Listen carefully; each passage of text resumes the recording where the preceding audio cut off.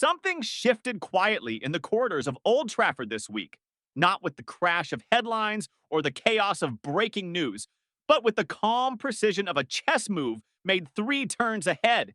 And if you weren't paying attention, you might have missed it. But Manchester United just made a $55 million move that might become the defining signature of the Ruben Amorim era.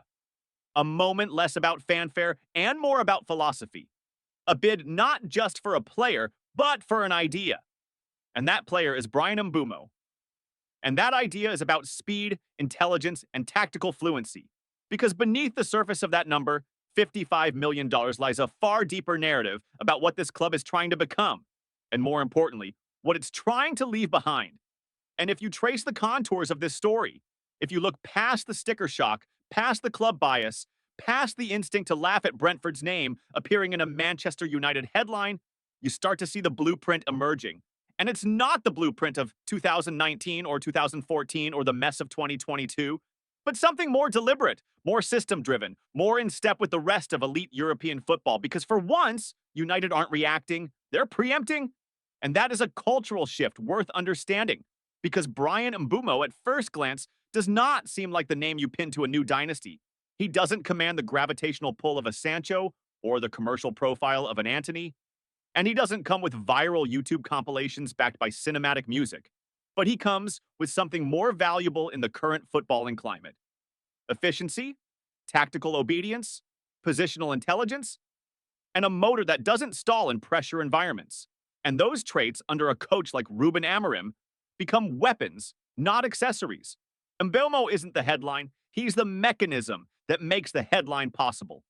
And if you don't believe that, you haven't been watching what Amorim builds when he has control over profile types rather than reputations. Because what Amorim has asked for is clear. Players who move with intention, who understand system-based pressure, who can adapt to possession first, counter-pressing football without needing 2 seasons of Premier League adjustment. And Mbeumo, at 24, with 125 Premier League appearances, fits that mold so tightly it's almost uncanny.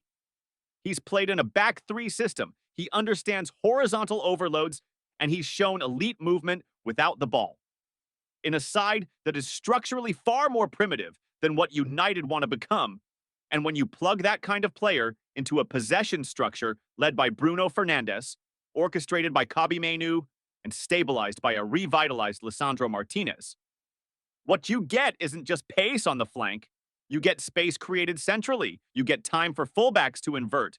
You get pressing traps that actually function because the trigger on the right side isn't late by 2 seconds. And that matters deeply because Amorim's tactical structure, whether it ends up a 3-4-3, a hybrid 4-2-3-1, or a fluid diamond, relies on wide players who understand vertical timing and diagonal pressure. And that's exactly what Mbeumo gives you in buckets. And yet, the irony is this move might get mocked, misread, or even dismissed entirely by the wider football community. Because we live in an era where transfers are judged by celebrity, not functionality. Where a signing is only big if it comes from a Champions League club or carries a 100 million tag. And that's exactly the market inefficiency Ineos is targeting. Because let's be honest, United have spent a decade buying names instead of profiles, headlines instead of habits. And it's failed spectacularly again and again, from Falcao to Di Maria to Pogba to Sancho. A revolving door of disjointed philosophies and misaligned coaches. And now, finally, there's a sense of cohesion, a sense that the players being targeted actually fit a coherent footballing idea. And that's where Mbeumo's name becomes fascinating. Not because he's a superstar, but because he might be the first domino in a smarter, leaner, more system-oriented United. And that matters more than any marquee PR signing ever could, because it suggests a long-term plan rooted not in desperation, but in data, not in hope, but in alignment. And if you break down Mbeumo's game at Brentford, what you find isn't just goals and assists. You find repeatable actions, high IQ runs, elite defensive contribution for a forward, and positional discipline that allows others to flourish. And that last point is crucial because in Amorim's model, players like Bruno, like Garnacho, like Gyökeres, should United land him, need complementary weapons, not overlapping egos. And that's what Mbeumo provides. a stabilizer on the right who can invert, stretch, or drop depending on the trigger. And more than that, he's durable, consistent, and used to English football's physicality. And when you pair that with his Champions League potential, you're not buying the finished product. You're buying a player who becomes world class because of your system, not in spite of it. And there's a major difference there, because that's how the top clubs operate now. Real Madrid didn't wait for Jude Bellingham to become a Ballon d'Or candidate at Dortmund. They accelerated his rise with a system that enhanced his core traits. And Mbeumo, while not in that echelon, presents a similar opportunity on a different scale. A player who's been grinding in a mid-table side, producing elite outputs under the radar, and is now ready for a step up, not just in size, but in structure. And make no mistake, structure is everything in modern football. Because talent without tactical fit is useless at the elite level. And we've seen that mistake made too many times at Old Trafford. But now, finally, we're seeing United pivot towards synergy over star power.